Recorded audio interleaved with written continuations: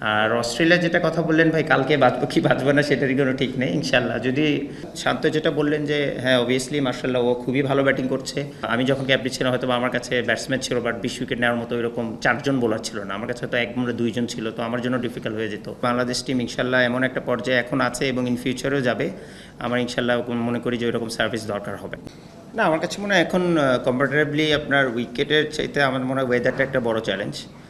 আর recently আমরা এখানেও বিসিএলের একটা ম্যাচ খেলেছি, তো সিলেটের বরাবরই খুব সুন্দর ব্যাটিং উইকেট হয়ে থাকে। হয়তো আর্লি অন একটু হেল্প থাকে, বাট যেটা আমি বললাম যে ওয়েদার কারণে হয়তো হালকা একটু ময়েশ্চার থাকতে পারে উইকেটে। But all in all it's always great to be back in Sylhet. আর এখানে ফ্যাসিলিটিসও বাংলাদেশে আমার one of the top class. উইকেটের কোয়ালিটি বলেন, হোটেল বলেন, ফুড, এভরিথিং। তো আলহামদুলিল্লাহ সিলেটে এসে সবসময় ভালো লাগে এবং এটার এখন এবারও সেটার কোনো ব্যতিক্রম হয়নি so far, apart from the weather, but that's not in our hand.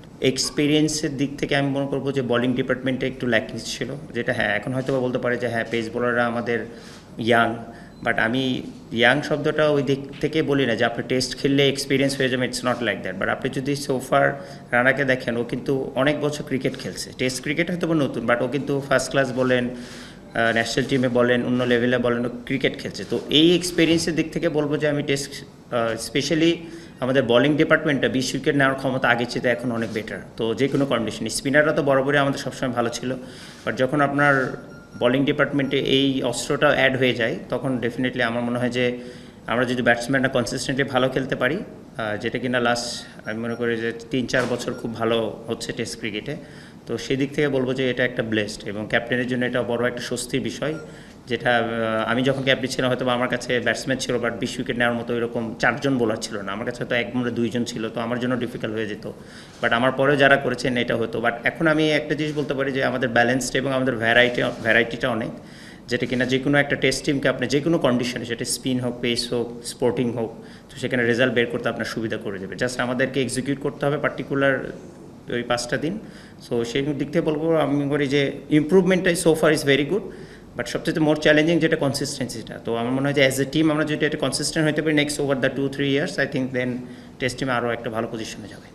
এনভায়রনমেন্টটা আমি মনে করি যে অবশ্যই খুবই ভালো। আর অবশ্যই আমি my end of my almost career, তো every day it's a blessing for me এবং আমি খুবই এনজয় করছি। এবং আমি সবসময় টেস্ট ক্রিকেট সবসময় প্রাধান্য দিয়ে থাকি অন্যরকম। এবং এমন করে বাংলাদেশ টেস্ট ক্রিকেটে এত দূর আসার পেছনে আমি মনে করি দুটো ব্যক্তি খুবই অনেক বড় অবদান, সেটা হচ্ছে একটা মমিনুল আর তাইজুল। কারণ আমি লাস্ট 2-3 বছর ধরে যেটা ফিল করছি, একটা ফরম্যাট খেলছি, তো I can easily feel their pain, যে লাস্ট ওরা almost 10 to 12 years without any complaining or anything, day in day out ওরা কাজটা করেছে, প্রসেসটা মেনটেন করেছে, but it's not that easy. তো আমি মনে করি যে ওই জায়গা থেকে আমি মনে করি যে আমি যতটুকুই খেলি ওই দুইজনের দিকে তাকিয়ে আমার কাছে আরও বেশি ভালো লাগে যে আমি হয়তো বা কন্ট্রিবিউট করতে পারলে ওদের হাসিটা বা ওদের ওই খুশিটা আরও দ্বিগুণ হয়ে যায়। আর যেটা বললে যে আবহাওয়াটা, আমি মনে করি যে ইটস ভেরি পজিটিভ একটা ভাইব, যেটা কিনা কারণ স্বাভাবিক এখানে ম্যাক্সিমাম দেখা যায় যে কনসিস্টেন্ট পারফর্মারের সংখ্যাটাও এখন অনেক বেশি। তো একটা টিমে যখন আপনার কনসিস্টেন্ট পারফর্মারের সংখ্যা থাকবে,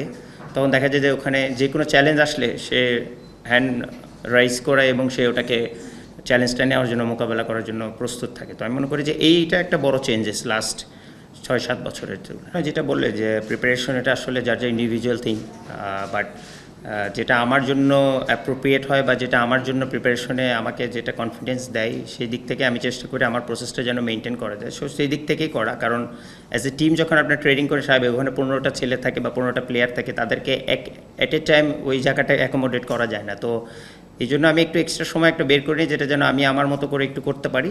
কারণ আমি চাই না আমার কারণে অন্য কোনো একটা প্লেয়ার অনেকক্ষণ ধরে ওয়েট করছে বা 1-1.5 ঘন্টা সে নেটে যেতে পারছে না। তো জাস্ট এই জন্য এটা করা। আর ওয়ানডে ক্রিকেটে যেটা বললেন, আমার মনে হয় যে হ্যাঁ অবভিয়াসলি আমার কাছে এসেছিলো ম্যাচেস, বাট আমি মনে করি যে বাংলাদেশ টিম ইনশাল্লাহ এমন একটা পর্যায়ে এখন আছে এবং ইন ফিউচারেও যাবে। আমার ইনশাল্লাহ মনে করি যে ওইরকম সার্ভিস দরকার হবে। যে সময় খেলা হচ্ছে টেস্ট সিরিজ, এটা আসলে আমাদের এখানে রেইনি সিজনই ধরে। তো লাকিলি যে আমরা মিরপুরে বৃষ্টি হওয়ার পরও একটা রেজাল্ট হয়েছে, এটা আমাদের জন্য খুবই ভালো একটা পজিটিভ সাইড ছিল। বাট এখানে একটা জিনিস ভালো, মিরপুরের মতো এখানে ড্রেনেজ সিস্টেম ওয়ার্ল্ড ক্লাস। তো আমরা রিসেন্টলি যে বিসিএল এর ম্যাচটাও খেলেছি, আমাদের 4টা দিনে ওভারনাইট অনেক রেইন হয়েছে, but at that same time 9:30 থেকে প্রতিটা দিন খেলা শুরু হয়েছে যদি দিনে বৃষ্টি না হয়। তো আমি মনে করি যে এখানে অন অ্যান্ড অফ হলেও হতে পারে, বাট সোফার আমি মনে করি যেহেতু ড্রেনেজ সিস্টেম ভালো, আমার মনে হয় যে যদি ওয়েদারটা একটু বেটার হয় তাহলে আমার মনে করি যে এখান থেকেও রেজাল্ট নেওয়া সম্ভব। আর আমরা চেষ্টা করে অবশ্যই থাকবে যে যতটুকু খেলা হবে সেখানে যেন আমরা পজিটিভ একটা ইম্প্যাক্ট ফেলতে পারি। না, অবভিয়াসলি যেটা বললাম যে আমাদের কিন্তু ফার্স্ট টেস্টের আগেও প্ল্যান ছিল যে স্বাভাবিক আমরা জানি যে এখানে এখন ওয়েদারটা, যেটা আমি বললাম যে এখন রেইনি সিজন অলমোস্ট, তো আমরা জানি যে ঢাকার টেস্ট পুরোটা হলেও আমরা জানতাম যে অন অ্যান্ড অফ হবে, কারণ ওয়েদার ফরকাস্ট এরকম ছিল। তো বিং এ প্রফেশনাল ক্রিকেটার আমি মনে করি যে এটা একটা ডেইলি রুটিন আমাদের এখন। আর সেকেন্ড থিং মনে হয় এটা অবশ্যই ওভার থিঙ্ক করার কিছু নেই, বাট মেকশিওর আমি যেন সুইচ অন আর সুইচ অফটা করতে পারি। মেকশিওর যখন আমার এটা কাজ শুরু হবে তখন যেন আমরা সুইচ অন থাকি, আর যখন হবে না তখন যেন আমরা কমপ্লিটলি অফ থাকি এবং আমরা অন্য কিছু নিয়ে ফোকাস করতে পারি। আর সেকেন্ড থিং, শান্ত যেটা বললেন যে হ্যাঁ অবভিয়াসলি মার্শাল্লাহ ও খুবই ভালো ব্যাটিং করছে, আর ওর মধ্যে সবচেয়ে বড় প্লাস যেটা আমার কাছে ওর কাছে দায়িত্ব যত বেশি আছে ও সেটাকে আরও অন্যভাবে চ্যালেঞ্জ পজিটিভলি নেয় এবং সেটাকে ডেলিভার করে। আর বিং এ ক্যাপ্টেন আমি মনে করি যখন একটা প্লেয়ার এরকম সামনে থেকে নেতৃত্ব দেয়, স্বাভাবিক যে কোনো টিমের জন্য এটা বড় একটা এক্সাম্পল সেট হয় এবং সবারই সেটা অনুসরণ করার না করে আসলে কোনো উপায় থাকে না। তো আমি মনে করি যে ইজ এ গ্রেট লিডার এবং আশা করব যে এই কনসিস্টেন্টিটা যেন ও আরও সামনের দিকে এগিয়ে নিয়ে যায়, শুধু টেস্ট ক্রিকেটে না, ইভেন ওয়ান ডে ও যেটা কয়টাই ফরম্যাট খেলছে, তো আশা করবে ও সেটাই যেন হয়। অবভিয়াসলি আমাদের ইচ্ছা ছিল যে গতবার যেটা আমরা অ্যাচিভ করেছি, যেটা বললেন সেটা যেন মেকশিওর আমরা উতরাইতে পারি, এটা অবশ্যই অনেক বড় একটা অ্যাচিভমেন্ট হবে। বাট তার আগে ছোটো ছোটো করে আমরা গোল সেট করেছি যেন হোমে আমাদের ম্যাক্সিমাম যে কটা খেলা আছে আমরা যেন মেকশিওর এখান থেকে সর্বোচ্চ পয়েন্টগুলো নিতে পারি। আর আর অন্যান্য যেটা আউটসাইড আমাদের খেলা, স্বাভাবিক আপনারা জানেন দুটো আমাদের ট্যুর আছে বাইরে, but it's not that easy এবং ওখানে আমরা এর আগে কখনও খেলিনি, আমার ক্যারিয়ার তো কখনো খেলাই হয় নাই, তো it's not that easy. But যেটা আমি বললাম যে আমাদের টেস্ট টিমের এখন বোলিং ডিপার্টমেন্ট স্পেশালি এমন ভারসাম্য আছে যেটা কিনা আমরা যদি ইনশাল্লাহ ভালো একটা কনসিস্টেন্ট রান আমরা বোর্ডে দিতে পারি, দেন উইদাউট এনি ডাউট আমরা যে কোনো মানে অপোজিশনকে আমরা চ্যালেঞ্জ দিতে পারি। তো সেই দিক থেকে অবশ্যই একটা লক্ষ্য থাকবে। আর এটাও একটা খুব ভালো দিক যে after playing so many years, যে এটাও আমার ক্ষেত্রে যে নতুন একটা জিনিস যেটার জন্য I am really excited to have that challenge. না দেখেন, এটা আসলে নাইমের ক্ষেত্রে যদি একটা ইন্ডিভিজুয়াল পার্টিকুলার বানে, এটা শুধু বাংলাদেশ টিমে না, আপনি যদি এটা ওয়ার্ল্ড ক্রিকেটের হিস্ট্রিতে দেখেন সব টিমে এরকম একজন দুইজন প্লেয়ার থাকে হয়তো বা তারা এমন কোনো পারফরমেন্সও করে না যেটার কারণে তারা টিমের বাইরে, বাট হয়তো বা কোনো একটা অপোনেন্ট বা একটা কম্বিনেশনের কারণে তারা টিমের বাইরে থাকে। তো মুরলী ধরন যখন 800 উইকেট পেয়েছে, রাঙ্গানেহারা জীবনও চিন্তা করে না সে 400+ উইকেট পাবে, বাট সে যদি এটা চিন্তা করতো যে হ্যাঁ সে শুধু খেলেই যাচ্ছে, ওর কোনো দিন সুযোগ আসবে না, বাট ওর হাতে যেটা আছে, যেটা I am really please to see যে ও ডে ইন ডে আউট নিজের কাজটা করে এবং কীভাবে ও আরও বলিংয়ে আরও নিজের ধারটা বাড়াতে পারে এবং ব্যাটিংয়ে আরও কীভাবে কনসিস্টেন্টলি ইমপ্রুভ করতে পারে, সেই জিনিসটা দেখে আমার খুবই মুগ্ধতা লাগে। এবং যেটা আপনি বললেন যে এটা আসলে খুবই টাফ, কারণ আপনি যখন ম্যাচ ভালো খেলেও টিমের বাইরে থাকবেন, তো এর বাইরে এক্সট্রা মোটিভেটেড হয়ে কাজ করাটাই difficult. But he is a very good human এবং গুড ইন্ডিভিজুয়াল, যে কিনা সবসময় এটা নিয়ে চিন্তা করে যে কীভাবে ইমপ্রুভ করা যায়। তো I am definitely sure down the line ও নিজেকে ইমপ্রুভ করবে আরও, এবং আমি মনে করি যে ও নিজের জায়গাটা ইনশাল্লাহ নিজেই বানিয়ে নিতে পারে। না, আমি আমার এক্সপিরিয়েন্স শেয়ার করি, লাস্ট যত বছর আমি খেলেছি এরকম রকম সিচুয়েশন কীরকম হতে পারে বা অপোনেন্ট কখন কী করতে পারে একটু হলেও ধারণা আছে, তো সেগুলো যা শেয়ার করার চেষ্টা করি। এবং আমার কাছে সবচেয়ে বড় মনে হয় যে স্বাভাবিক একটা শুধু টেস্ট ক্রিকেটে না, আমরা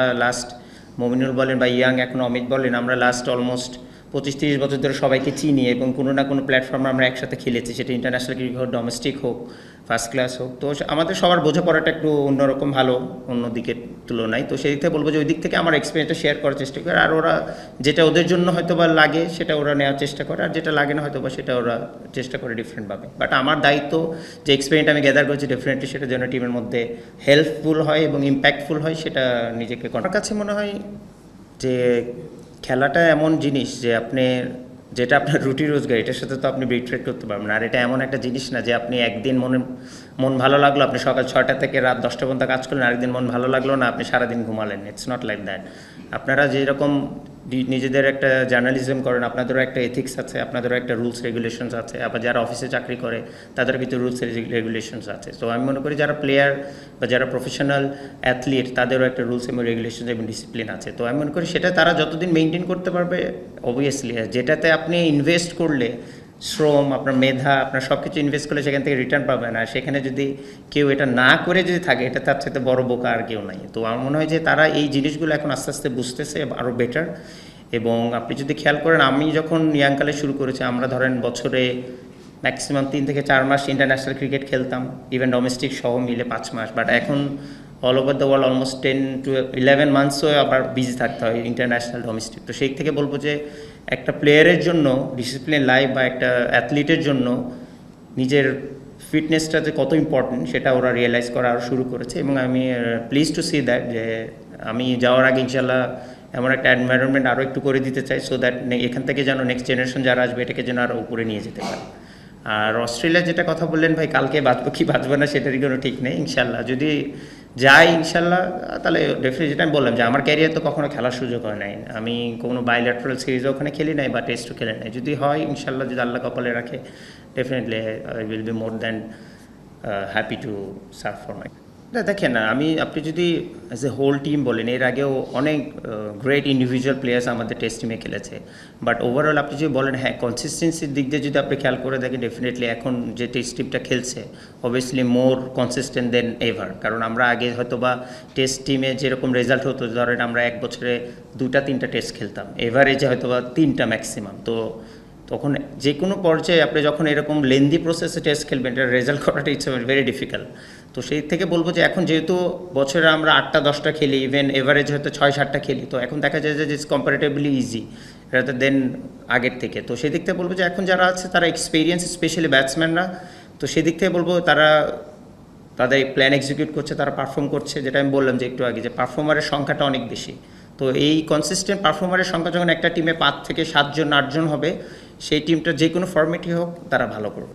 না, অবভিয়াসলি এটা তো একটা নতুন মোটিভেশন কাজ করে সব টিমের ভিতরে। আর আপনি যদি বলেন যে অবভিয়াসলি, এবং অন্যান্য অপোনেন্ট কিন্তু এখন আর কোনো তাদের এই বি টিম বা সি টিম কখনো খেলায় না, কেন তাদের ম্যাক্সিমাম অ্যাভেলেবল যারা প্লেয়ার থাকে, যারা বেস্ট 11-এ তারাই খেলে। তো এটা আরও মোর চ্যালেঞ্জিং হয় এবং মোর আমি মনে করি এক্সাইটিং এবং কম্পিটিটিভ হয়। তো সেদিক থেকে বলবো যে হ্যাঁ, এটা তো অবশ্যই। আর এই চ্যালেঞ্জগুলোই আমি মনে করি যে কোনো প্লেয়ারের জন্য ভালো। আপনি যদি নিজেকে পুশ না করেন, কখনোই আসলে ওইরকম করে ইমপ্রুভ করা যায় না। আমার মনে হয় দেখেন, ইনজুরি তো আসলে আরও বলে আরে আসে না, বাট এটা আসলে হয়তো বা কম্বিনেশন, যদি যেটা বললেন যে অনেক সময় উইনিং কম্বিনেশন হয়তো বা অনেক সময় কন্ডিশন বা অপোনেন্ট বেস করেও অনেক সময় চেঞ্জ করতে হয়। আপনার জিতলেই যে ওই কম্বিনেশন আপনাকে পরপরই সব খেলতে হবে, বা হারলেই যে আপনাকে কম্বিনেশন চেঞ্জ করা যাবে, ইটস নট লাইক দ্যাট।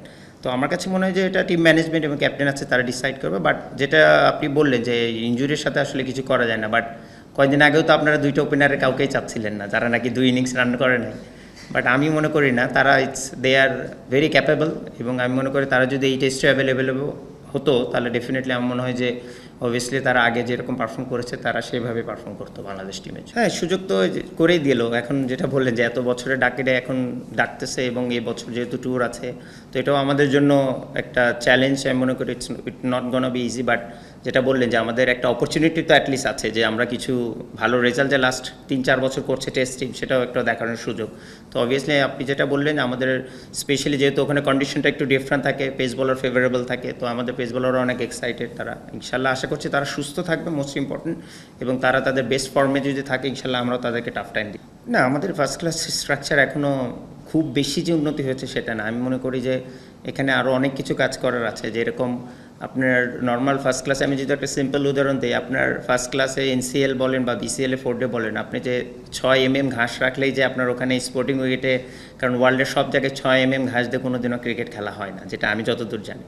তো আপনাকে এমনভাবে একটা সিস্টেম, যেটা আমি মনে করি ফিল করি, করতে হবে যে 5টা যদি ভেনিউ হয়, 5টার 5 ধরনের উইকেট থাকবে, সো দ্যাট এই আন্ডার-19 প্লেয়ার যে যখন খেলবে, so that he can make sure each every গ্রাউন্ডে যখন যাবে, যেটা প্রথমে কে যেন ভাই বললো যে টেকনিক্যালি তাকেও ওইভাবে করে নিজের গেমটা ডেভেলপ করতে হবে, যে এই উইকেটে হয়তো বা 2 দিনেই স্পিনিং উইকেট হবে, 2 দিনে খেলা শেষ হবে। তো স্পিনের এগেনস্টে খেলাও তো একটা ডিফারেন্ট আর্ট।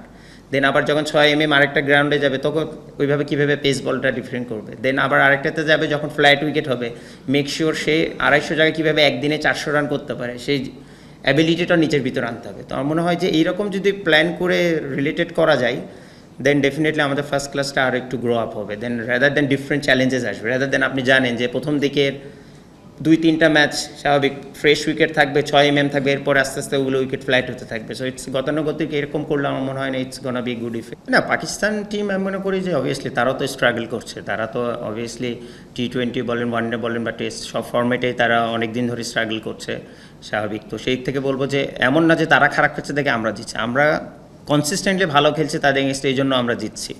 তো সেই থেকে বললে যে যেটা আমি বললাম যে আমাদের কোনো ব্যতিক্রম থাকবে না এই ম্যাচটা ইনশাল্লাহ যতটুকু খেলা হয় যদি আমরা রেজাল্ট আনতে পারি অবশ্যই ভালো খেলা এবং রেজাল্টটা যদি আনতে পারি সেটা ডেফিনেটলি একটা বড় চ্যালেঞ্জ হবে বাট আমি মনে করি যে ইনশাল্লাহ আমরা সেই দিকেই যাব আর সেকেন্ড থিং বললেন যে অবভিয়াসলি যে কোনো ইন্ডিভিজুয়াল আর তার মতো যদি এরকম একটা ওয়ার্ল্ড ক্লাস ক্রিকেটার একটা টিমে থাকে বা অ্যাভেলেবেল থাকে স্বাভাবিক তাদের জন্য একটা বুস্ট আপ অবশ্যই হবে বাট আমরা যখন 2টা ম্যাচ পাকিস্তানে গিয়ে হারিয়েছিলাম সেও ছিলেন এবং সে 2টা টেস্টই খেলেছে তারপরও তারা হেরে গিয়েছিল আমাদের সাথে তো আমাদের অবভিয়াসলি জানি আমরা কোথায় তাকে ওই রকম করে অ্যাটাক করতে হবে বা কোথায় কীভাবে প্ল্যান আছে সেটা সব এক্সিকিউট যদি ইনশাল্লাহ হয় ডেফিনেটলি আমি মনে করি যে আমরা তাকেও চাপে ফেলতে পারবো এবং পুরো টিমকেও চাপে ফেলতে পারবো না যেটা বললাম যে ভাই যে তাদের ওই কষ্টটা দেখে এখন রিয়েলাইজেশন হচ্ছে but at the other side as well যে আমি আমার ফ্যামিলিকে অনেক বেশি সময় দিতে পারছি উইচ ইজ মানে যেটা আমি লাস্ট 15 বছর 16 বছর হয়তো দিতে পারি নাই তো এটাও আমার জন্য অনেক বড় একটা আমি মনে করি পাওয়া তো সেই থেকে বলবো যে অবভিয়াসলি আর যে কয়টা দিনই খেলবো ইনশাল্লাহ আমি চেষ্টা থাকবে যেন আরও